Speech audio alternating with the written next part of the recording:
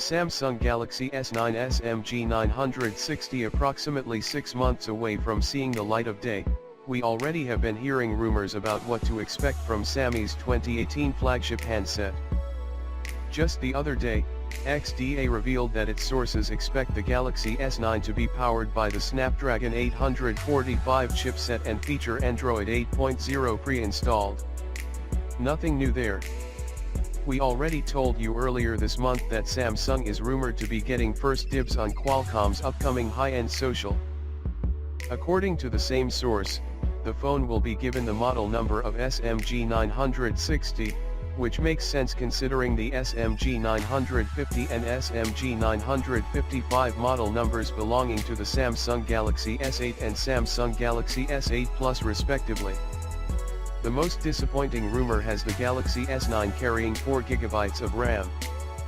While that matches the amount of random access memory found in this year's flagship models, it is a drop-off from the 6GB of RAM found inside the Samsung Galaxy Note 8.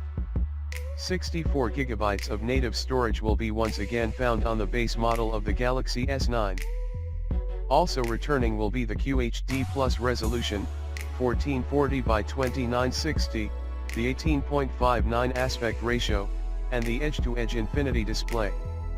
Now don't think that Samsung simply ignored everyone, for if this source is correct, the company is moving the heavily criticized location of the fingerprint scanner. No, it won't be found under the screen. Remember, highly reliable analyst Ming-Chi Kuo has already said that the Samsung Galaxy Note 9 will be the first phone from Samsung to employ a fingerprint scanner embedded under the display.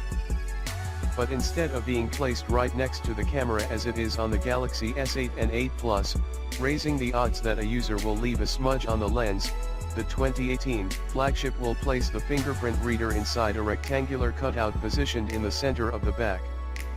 Speaking of the camera, the Galaxy S9 could end up with the same dual camera setup on back that is currently seen on the Galaxy Note 8.